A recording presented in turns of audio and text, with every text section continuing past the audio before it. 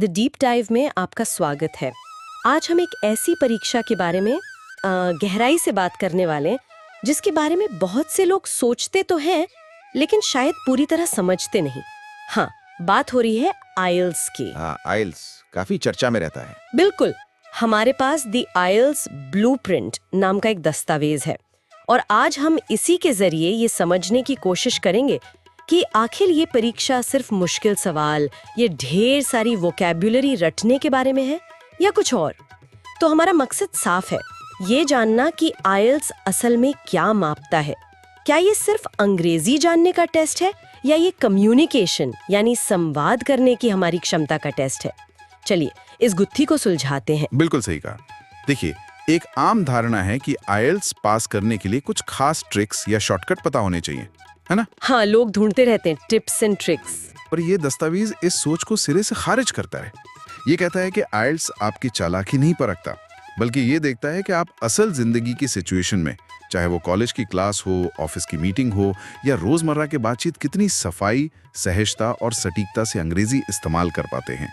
अच्छा, परीक्षक ये नहीं देख रहे कि आपकी अंग्रेजी एकदम परफेक्ट है या नहीं, बल्कि ये कि आप दिए गए समय में अपनी बात ठीक से समझा पा रहे हैं या नहीं। मतलब मीनिंग कन्वे करना जरूरी है। तो मतलब ये हुआ कि सिर्फ शब्द जानना काफी नहीं है, उन्हें सही जगह सही तरीके से इस्तेमाल करना आना चाहिए। दिलचस्प। चलिए शुरुआत करते हैं बिल्कुल बेसिक से। ये आईएलटीएस आखिर है क्या और क्यों इतना जरूरी माना जाता है? हाँ, तो आइल्स यानी international English language testing system, जैसा कि नाम से ही जाहिर है, ये परखने के लिए बनाया गया है कि कोई व्यक्ति ऐसी जगह पर अंग्रेजी में ठीक से बातचीत कर पाएगा या नहीं जहां अंग्रेजी ही मुख्य भाषा है। अच्छा, यूनिवर्सिटीज, कंपनियां और इमिग्रेशन डिपार्टमेंट्स इसे एक तरह से ये देखने के लिए इस्तेमाल करते हैं कि कोई व्यक्ति अंग्रेजी बोलने वाले माहौल में, आप कह सकते हैं, ढलने के लिए कितना तैयार है। ये सिर्फ एक टेस्ट स्कोर नहीं है, बल्कि ये आपकी तैयारी का एक इंडिकेटर है, एक तरह का स्नैपशॉट। और सुनने में आता है कि इसके दो अलग अलग वर्जन भी होते हैं, एकेडमिक और जनरल ट्रेनिंग। इनमें क्या फर्क है? क्या एक ज्यादा मुश्किल होता है? ये बहुत कंफ्यूजन रहता है लोगों में। हाँ, ये एक बहुत ही आम सवाल है और ये दस्तावेज इसे साफ करता है। हाँ, दो वर्जन हैं, एकेडमिक और जनरल ट्रेनिंग। जी, एकेडमिक वाला उनके लिए है जो विदेश में पढ़ना चाहते हैं या किसी प्रोफेशनल संस्था में रजिस्टर होना चाहते हैं, डॉक्टर, इंजीनियर वगैरह। ठीक है। और जनरल ट्रेनिंग उनके लिए है जो काम करने, माइग्रेट करने या फिर बस अपनी रोजमर्रा की अंग्रेजी क्षमता साबित करने के लिए टेस्ट दे रहे हैं। लेकिन यहाँ समझने वाली बात यह है, और ये दस्तावेज इस पर जोर देता है, कि फर्क मुश्किल का नहीं बल्कि कॉन्टेक्स्ट यानी संदर्भ का है। अच्छा, कॉन्टेक्स्ट का। ये कैसे? मतलब थोड़ा और समझाएंगे? ऐसे कि एकेडमिक आइल्स में जो पढ़ने या लिखने का मटेरियल होता है वो थोड़ा एकेडमिक किस्म का होता है, जैसे किसी रिसर्च पेपर का हिस्सा या यूनिवर्सिटी लेक्चर की बातें। अच्छा, जैसे एकेडमिक दुनिया की चीजें। हाँ, वही जनरल ट्रेनिंग में ज्यादा प्रैक्टिकल, रोजमर्रा की चीजें होती हैं, जैसे कोई अखबार का विज्ञापन पढ़ना, कंपनी का मेमो समझना या किसी दोस्त को चिट्ठी लिखना। ओके। लेकिन मजे की बात यह है कि दोनों ही वर्जन आपके वही 4 बुनियादी स्किल्स जांचते हैं: सुनना, लिसनिंग, पढ़ना, रीडिंग, लिखना, राइटिंग और बोलना, स्पीकिंग।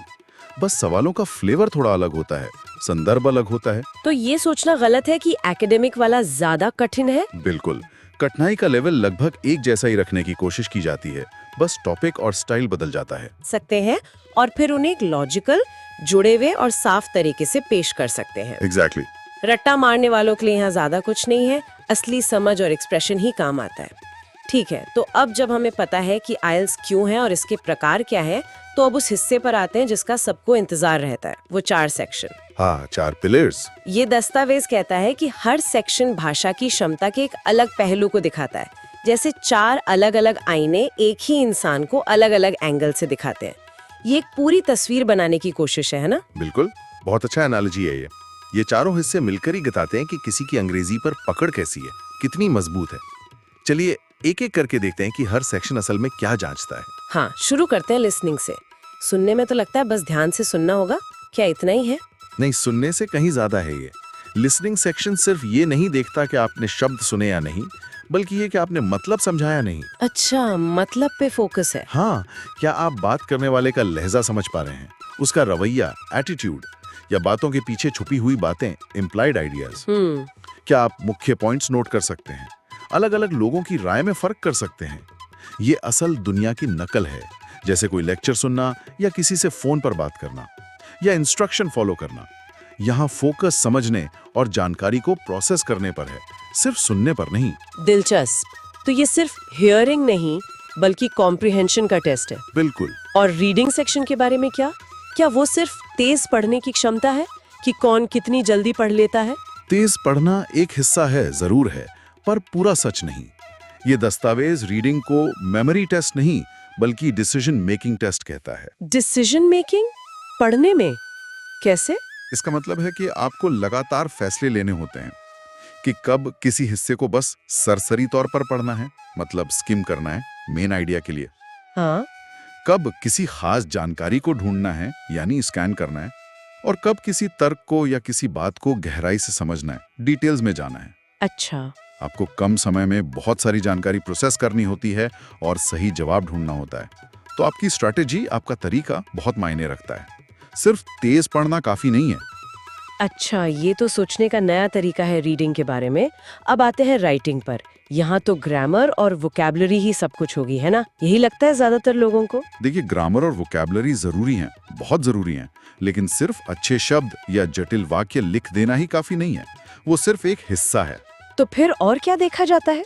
राइटिंग सेक्शन में परीक्षक देखते हैं कि आपके विचार कितने संगठित हैं, मतलब कोहेरेंस और कोहेजन कैसा है। क्या आपकी बातें एक दूसरे से लॉजिक तरीके से जुड़ी हुई हैं? क्या आपने सही शब्दों का इस्तेमाल किया है सिचुएशन के हिसाब से? Lexical resource. क्या आपने अलग अलग तरह के ग्रामर स्ट्रक्चर्स सही ढंग से इस्तेमाल किए हैं? Grammatical range and accuracy. Okay. और सबसे जरूरी, क्या आपने सवाल का ठीक से जवाब दिया है? आपकी बात स्पष्ट रूप से समझ आ रही है? इसे कहते हैं टास्क अचीवमेंट या टास्क रिस्पॉन्स। अच्छा। दस्तावेज साफ कहता है कि एक सीधा साधा लॉजिकल निबंध जिसमें विचार स्पष्ट हों वो ज्यादा नंबर ला सकता है, बजाय ऐसे निबंध के जिसमें भारी भरकम शब्द हों लेकिन बात उलझी हुई हो या मुद्दे से भटकी हुई हो। वाह, यानी विचारों की स्पष्टता शब्दों की चमक से ज्यादा जरूरी है। ये बहुत इंपॉर्टेंट पॉइंट है। बिल्कुल, क्लैरिटी इज किंग। और आखिर में स्पीकिंग सेक्शन। जी। ये तो आमने सामने होता है। इसमें क्या देखा जाता है? जी। क्या बढ़िया एक्सेंट होना जरूरी है, अमेरिकन या ब्रिटिश? हाँ, ये सुनकर कई लोगों को राहत मिलेगी। दस्तावेज के मुताबिक स्पीकिंग टेस्ट में परीक्षक किसी खास एक्सेंट की उम्मीद नहीं कर रहे होते, ना ही वो एकदम परफेक्ट एरर फ्री ग्रामर ढूंढ रहे होते हैं। अच्छा, तो फिर क्या? वो देखते हैं कि आप कितनी सहजता और रवानी से बोल पाते हैं, फ्लुएंसी। क्या आपके विचार आपस में जुड़े हुए हैं, लॉजिकल हैं, कोहेरेंस। आपका उच्चारण कितना साफ है कि आसानी से समझा जा सके, प्रोनाउंसिएशन। ये नहीं कि एक्सेंट कैसा है, बस क्लैरिटी होनी चाहिए। और आप सवालों का जवाब कितनी स्वाभाविकता से दे पाते हैं। क्या आप बातचीत के दौरान अपने विचारों को डेवलप कर सकते हैं, एक्सप्लेन कर सकते हैं? यहाँ रटे रटाए जवाब बिल्कुल काम नहीं आते। मतलब स्पॉन्टेनिटी और नेचुरल फ्लो देखा जाता है। एग्जैक्टली। ये आपकी असल बातचीत करने की क्षमता का टेस्ट है, जो कि पढ़ाई या काम की जगह पर बहुत जरूरी स्किल है ना? बिल्कुल। तो ये चारों स्किल्स मिलकर एक पूरी तस्वीर बनाते हैं। और जैसा आपने कहा, दस्तावेज इस बात पर जोर देता है कि अच्छा स्कोर लाने के लिए चारों में अच्छा प्रदर्शन करना जरूरी है। कंसिस्टेंसी। बिल्कुल, कंसिस्टेंसी यानी निरंतरता बहुत अहम है। आईएलटीएस ये देखना चाहता है कि आपकी अंग्रेजी हर तरह की सिचुएशन में भरोसेमंद है या नहीं। चारों स्किल्स का महत्व बराबर है, किसी एक को छोड़ नहीं सकते। अब बात करते हैं उन नंबर्स की जिनका जिक्र हमेशा होता है, बैंड स्कोर। लोग कहते हैं मुझे 6.5 चाहिए, मेरा टारगेट 7.0 है, लेकिन ये नंबर्स असल में बताते क्या हैं? ये सिर्फ पास या फेल तो है नहीं। नहीं, बिल्कुल नहीं। और ये बहुत जरूरी सवाल है। ये सिर्फ नंबर नहीं है, ये आपकी अंग्रेजी क्षमता के लेवल को दिखाते हैं, उसकी एक डिस्क्रिप्शन है। दस्तावेज हमें याद दिलाता है कि हर बैंड स्कोर का एक मतलब है कि आप असल दुनिया में अंग्रेजी के साथ क्या कर सकते हैं। कुछ उदाहरण दे सकते हैं, जैसे 7 बैंड का क्या मतलब हुआ या 6 का? हाँ, देखिए, मोटा मोटा समझते हैं। बैंड 9 एक्सपर्ट यूजर, मतलब अंग्रेजी पर लगभग नेटिव स्पीकर जैसी पकड़, पूरी तरह सहज, सटीक और स्वाभाविक, लगभग परफेक्ट। ओके, ये तो टॉप लेवल हो गया। हाँ। बैंड 8 वेरी गुड यूजर, भाषा पर मजबूत पकड़ है, मुश्किल बातचीत भी अच्छे से कर लेता है, गलतियां बहुत कम होती हैं, अगर होती भी हैं तो सिस्टमैटिक नहीं। बैंड 7 गुड यूजर, आमतौर पर अंग्रेजी का प्रभावी इस्तेमाल करता है। भाषा पर ऑपरेशनल कमांड है, लेकिन कभी-कभी खासकर अनजान या मुश्किल सिचुएशन में थोड़ी अशुद्धि या समझने में गलती हो सकती है। ये एक अच्छा स्कोर माना जाता है कई यूनिवर्सिटीज और प्रोफेशंस के लिए। हाँ, 7.0 का टारगेट बहुत कॉमन है। बिल्कुल। बैंड 6 कॉम्पिटेंट यूजर जानी पहचानी स्थितियों में ठीक ठाक जटिल भाषा समझ और इस्तेमाल कर सकता है। थोड़ी दिक्कतें आ सकती हैं मुश्किल या नई सिचुएशन में, पर आमतौर पर काम चला लेता है। बैंड 5 मॉडेस्ट यूजर भाषा पर आधी अधूरी पकड़ है, अपने फील्ड में बेसिक बातचीत कर सकता है, पर गलतियां होने की संभावना काफी रहती है और कई बार बात समझने समझाने में मुश्किल होती है। और 5 से नीचे मतलब क्षमता काफी सीमित है, बातचीत करने में काफी मुश्किल होती है। समझ गया। तो हर बैंड एक स्पेसिफिक लेवल ऑफ प्रोफिशिएंसी दिखाता है। और ये स्कोर आते कैसे हैं? क्या परीक्षक बस अंदाजे से नंबर देते हैं या कोई सिस्टम है? नहीं, अंदाजे से बिल्कुल नहीं। आईएल्स में मार्किंग बहुत व्यवस्थित और स्टैंडर्डाइज्ड होती है। परीक्षक एक सख्त रूब्रिक का इस्तेमाल करते हैं। रूब्रिक, ये क्या होता है? अच्छा, तो ये असल में मूल्यांकन के लिए डिटेल्ड गाइडलाइंस या पैमाने हैं। हर स्किल के लिए और खासकर राइटिंग और स्पीकिंग के लिए स्पेसिफिक क्राइटेरिया होते हैं।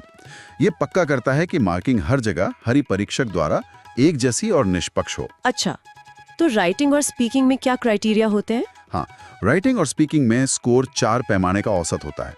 पहला, फ्लुएंसी एंड कोहेरेंस, प्रवाह और सामंजस्य। आप कितना सहज और बिना अटके बोलते हैं, फ्लुएंसी, और आपके विचार कितने लॉजिकली जुड़े हुए हैं, कोहेरेंस। दूसरा, लेक्सिकल रिसोर्स, शब्दावली संसाधन। आपने कितने तरह के और कितने सटीक शब्दों का इस्तेमाल किया है, रेंज और एक्यूरेसी दोनों। तीसरा, ग्रामेटिकल रेंज एंड एक्यूरेसी। आपने कितने तरह के वाक्य बनाए हैं, सिंपल, कंपाउंड, कॉम्प्लेक्स, और उनमें ग्रामर की कितनी गलतियां हैं। चौथा, प्रोनंसिएशन, उच्चारण, सिर्फ स्पीकिंग के लिए। आपकी बोली कितनी साफ और समझने लायक है, एक्सेंट नहीं, क्लैरिटी। और राइटिंग में चौथा? राइटिंग में चौथा पैमाना टास्क अचीवमेंट, टास्क 1 के लिए, या टास्क रिस्पॉन्स, टास्क 2 के लिए है। यानी आपने सवाल का जवाब कितना सही, पूरा और रेलेवेंट दिया है। 4 पैमाने, तो हर चीज पर ध्यान देना होता है। और आपने पहले कहा था कि कंसिस्टेंसी जरूरी है, उसका क्या कनेक्शन है इससे? हाँ, और ये यहीं से जुड़ता है। ये चारों क्राइटेरिया दिखाते हैं कि स्कोर कितना बैलेंस्ड है। मान लीजिए 2 लोग हैं, दोनों का ओवरऑल औसत स्कोर 7.0 आता है। ठीक है। लेकिन एक ने चारों sections listening, reading, writing, speaking में लगभग 7.0 स्कोर किया है, और दूसरे ने मान लीजिए लिसनिंग में 9.0, रीडिंग में 8.0, पर राइटिंग और स्पीकिंग में सिर्फ 5.5 स्कोर किया है। दस्तावेज के अनुसार परीक्षक पहले वाले को ज्यादा मजबूत कैंडिडेट मानेंगे, क्योंकि उसकी क्षमता ज्यादा संतुलित, बैलेंस्ड और कंसिस्टेंट है। आईएल्स संतुलन और निरंतरता को इनाम देता है। चारों स्किल्स में एक लेवल की क्षमता होनी चाहिए। सही पकड़ा, बिल्कुल। यही इस दस्तावेज का आप कह सकते हैं क्रक्स है, सार है। ये ग्रामर टेस्ट या वोकैबुलरी टेस्ट से कहीं बढ़कर है। ये एक कम्युनिकेशन असेसमेंट है, यानी ये आपकी संवाद क्षमता को जांचता है। Communication assessment. हाँ, ग्रामर और वोकैबुलरी जरूरी हैं, लेकिन वो सिर्फ साधन हैं, साध्य नहीं। उनका महत्व तभी है जब वो आपकी बात को स्पष्ट और प्रभावी बनाने में मदद करें। सिर्फ मुश्किल शब्द यूज कर लिए या कॉम्प्लेक्स सेंटेंस बना दिया पर मतलब साफ नहीं हुआ तो फायदा नहीं। तो फिर असल में आईएल्स क्या माप रहा है? अगर सिर्फ ग्रामर और वोकैबुलरी नहीं, किन चीजों पर असल में फोकस है? ये दस्तावेज 4 मुख्य चीजों पर फोकस करता है जो आईएल्स असल में मापता है। 1. कॉम्प्रिहेंशन, समझ। सिर्फ शब्दों को नहीं, बल्कि पूरे विचार, छुपे हुए मतलब, स्पीकर या राइटर का इरादा और तर्कों को समझने की क्षमता। गहराई से समझना। 2. ऑर्गेनाइजेशन, यानी संगठन। अपने जवाब को चाहे वो लिखा हुआ हो या बोला हुआ, एक लॉजिकल तरीके से पेश करने की क्षमता। विचारों का बहाव साफ और स्मूथ होना चाहिए। इंट्रो, बॉडी, कंक्लूजन सब सही जगह हो। स्ट्रक्चर। बिल्कुल। 3. एक्सप्रेशन, यानी अभिव्यक्ति। अपनी बात को साफ साफ कहने के लिए सही शब्दों और सही ग्रामर का इस्तेमाल करने की क्षमता। भाषा सटीक और मौके के अनुसार हो। 4. अडेप्टेबिलिटी, यानी अनुकूलन क्षमता। दबाव में और बदलते हुए टॉपिक्स या सवालों के साथ तालमेल बिठाने की क्षमता। रियल टाइम में सोचने और जवाब देने की क्षमता, जैसे असल जिंदगी की बातचीत में होता है। इसका कोई उदाहरण दे सकते हैं, जैसे ये अडेप्टेबिलिटी या ऑर्गेनाइजेशन कैसे टेस्ट होता है? बिल्कुल। स्पीकिंग के पार्ट 3 में अक्सर आपसे समाज, टेक्नोलॉजी या संस्कृति जैसे एब्स्ट्रैक्ट विषयों पर आपकी राय पूछी जाती है। है ना? हाँ, वो थोड़े मुश्किल लगते हैं। वहाँ परीक्षक सिर्फ ये नहीं सुन रहे कि आपने सही टेंस इस्तेमाल किया या नहीं, वो ये देख रहे हैं कि क्या आप एक तर्क बना सकते हैं, उसे उदाहरणों से समझा सकते हैं, क्या आप अलग अलग पहलुओं पर सोच सकते हैं, अपनी बात पर कायम रह सकते हैं, क्या आप डिस्कशन को आगे बढ़ा सकते हैं। ये सब अडेप्टेबिलिटी और एक्सप्रेशन दिखाता है। अच्छा, इसी तरह राइटिंग में वो देखते हैं कि आपके पैराग्राफ कैसे जुड़े हैं, ऑर्गेनाइजेशन, आपकी दलील कैसे स्टेप बाय स्टेप आगे बढ़ रही है। दस्तावेज कहता है कि एक सरल लेकिन स्पष्ट और लॉजिकल निबंध जिसमें आपने अपनी बात ठीक से समझाई हो, अक्सर उस निबंध से बेहतर स्कोर करता है जिसमें मुश्किल शब्द और वाक्य तो भरे हों पर मतलब उलझा हुआ हो या आपने सवाल का ठीक से जवाब ही ना दिया हो। तो ऑथेंटिसिटी मतलब असल सहज कम्युनिकेशन ज्यादा जरूरी है। हाँ, ऑथेंटिक कम्युनिकेशन आईएलटीएस उन्हें रिवॉर्ड करता है जो अंग्रेजी में सोच और बोल सकते हैं, ना कि सिर्फ अपनी भाषा से ट्रांसलेट करते हैं। ये तो पूरी सोच बदलने वाली बात है। तो अगर किसी को अच्छा स्कोर करना है तो सिर्फ प्रैक्टिस टेस्ट करने के बजाय उन्हें परीक्षक की तरह सोचना शुरू करना होगा, उनके नजरिए से देखना होगा। हाँ, ये एक बहुत कारगर तरीका है। दस्तावेज इसे स्ट्रेटेजिक माइंडसेट कहता है, यानी ये समझना कि परीक्षक क्या ढूंढ रहे हैं, वो क्या एक्सपेक्ट कर रहे हैं। और जैसा हमने कहा, वो मनमर्जी से मार्किंग नहीं करते, उनके पास स्पष्ट क्राइटेरिया होते हैं, मार्किंग क्राइटेरिया होते हैं। उन क्राइटेरिया को समझना जरूरी है। तो परीक्षक खुद से क्या सवाल पूछते हैं जब वो किसी का जवाब, मान लीजिए राइटिंग या स्पीकिंग का, जांच रहे होते हैं? मूल रूप से वो इन चीजों पर ध्यान देते हैं जो हमने पहले भी डिस्कस किए, वो 4 क्राइटेरिया। क्या कैंडिडेट ने सवाल या टास्क को ठीक से समझा है और उसका पूरा जवाब दिया है? टास्क अचीवमेंट, रिस्पॉन्स, क्या विचार मुद्दे से जुड़े हुए हैं, लॉजिकली ऑर्गेनाइज्ड हैं और उदाहरणों के साथ सपोर्टेड हैं? कोहेजन एंड कोहेजन, क्या भाषा यानी शब्द और ग्रामर इतनी साफ, सटीक और स्वाभाविक हैं कि बात आसानी से समझ आ जाए? क्या रेंज दिखाई है? Lexical resource and grammatical range accuracy, speaking में क्या उच्चारण इतना साफ है कि समझने में दिक्कत ना हो और फ्लो अच्छा है? Pronunciation and fluency. जब आप इस नजरिए से सोचने लगते हैं तो तैयारी का तरीका बिल्कुल बदल जाता है। कैसे? तो फिर आप मॉडल उत्तर रटने या ट्रिक्स खोजने के बजाय अपनी असल कमियों पर काम करते हैं। आप सोचते हैं मेरी बात और साफ कैसे हो सकती है, क्लैरिटी, मैं गलतियां कम कैसे कर सकता हूँ, एक्यूरेसी, मैं ज्यादा सहजता से कैसे बोलूं या लिखूं, फ्लुएंसी। तैयारी सिर्फ परीक्षा पास करने के लिए नहीं बल्कि वाकई में अपनी अंग्रेजी सुधारने के लिए हो जाती है। और क्या ये दस्तावेज कुछ प्रैक्टिकल तरीके भी सुझाता है इस तरह की तैयारी के लिए? मतलब रोजमर्रा में क्या करें? हाँ, कुछ बहुत अच्छे और प्रैक्टिकल सुझाव हैं, जैसे रोज अंग्रेजी में पॉडकास्ट या न्यूज़ सुनने से आपकी लिसनिंग और समझने की क्षमता बढ़ती है। सिर्फ सुनना नहीं बल्कि ध्यान से सुनना, नोट्स बनाना। Active listening. हाँ, फिर सुनी हुई या पढ़ी हुई चीज़ों का सारांश समरी अपने शब्दों में लिखने से आपकी राइटिंग स्किल्स और विचारों को ऑर्गेनाइज करने की क्षमता बेहतर होती है। किसी भी टॉपिक पर अपने विचार जोर से बोलकर प्रैक्टिस करने से स्पीकिंग में रवानी आती है, हिचक खुलती है, चाहे अकेले में ही करें। अच्छा, इस तरह आपकी रोजमर्रा की अंग्रेजी की प्रैक्टिस ही आपकी आईएलटीएस की तैयारी बन जाती है। दस्तावेज कहता है कि जो लोग इस तरह सीखते हैं वो परीक्षा के दिन घबराते कम हैं, क्योंकि वो प्रक्रिया पर ध्यान देते हैं, सिर्फ रिजल्ट पर नहीं। तो ये एक लाइफस्टाइल चेंज जैसा है, सिर्फ एग्जाम प्रेप नहीं। बिल्कुल। हाँ, मॉक टेस्ट देना जरूरी है टाइम मैनेजमेंट सीखने के लिए और एग्जाम कंडीशन से वाकिफ होने के लिए, लेकिन साथ ही अंग्रेजी में सोचना, पढ़ना और अपने विचारों को व्यक्त करने की आदत डालना ज्यादा फायदेमंद है लॉन्ग टर्म में। ये आपकी भाषा की समझ, एक तरह का इंट्यूशन मजबूत करता है जो रटने से कहीं ज्यादा शक्तिशाली है। तो हमने द आईएलटीएस ब्लूप्रिंट के जरिए जो आज समझा, उसका निचोड़ ये है कि आईएलटीएस में कामयाबी सिर्फ टेस्ट पर टेस्ट देने से नहीं मिलती, बल्कि ये समझने से मिलती है कि ये परीक्षा असल में मांग क्या रही है। बिल्कुल, अवेयरनेस पहला स्टेप है। जब कोई ये जान लेता है कि ये समझने, जुड़ने और संवाद करने की क्षमता का टेस्ट है, तो शायद डर कम हो जाता है और तैयारी ज्यादा फोकस हो जाती है ना? बिल्कुल। और दस्तावेज का आखिरी संदेश बहुत पावरफुल है। परीक्षा का हर सवाल, हर हिस्सा आपको अपनी भाषा पर नियंत्रण दिखाने का मौका देता है, ना कि परफेक्शन दिखाने का। ये बहुत जरूरी बात है। परफेक्शन का प्रेशर बहुत होता है। हाँ, और वो हटाना जरूरी है। कोई भी परफेक्ट नहीं होता, खासकर जब समय का दबाव हो। आईएलटीएस विचारों की स्पष्टता, दबाव में शांत रहने की क्षमता और सहज नेचुरल भाषा के इस्तेमाल को पुरस्कृत करता है। ये ब्लूप्रिंट कोई छिपा हुआ राज नहीं है, बल्कि एक खुला निमंत्रण है ऐसा अंग्रेजी यूजर बनने का जो ना सिर्फ परीक्षा पास करे बल्कि असल जिंदगी की बातचीत, क्लासरूम और करियर में भी सफल हो। आज की बातचीत से एक बात जो मुझे याद रहेगी वो ये कि जब कोई आईएलटीएस को सिर्फ एक परीक्षा न मानकर अपनी कम्युनिकेशन स्किल्स को बेहतर बनाने का एक जरिया समझता है तो तैयारी का बोझ, वो प्रेशर, वो मकसद में बदल जाता है, पर्पस मिल जाता है। सही कहा, प्रेशर से पर्पस तक का सफर। तो जाते जाते एक सवाल सबके लिए छोड़ जाते हैं जिस पर आप सोच सकते हैं।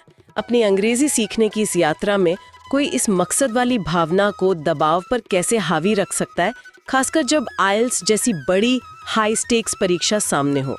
सोचिएगा जरूर।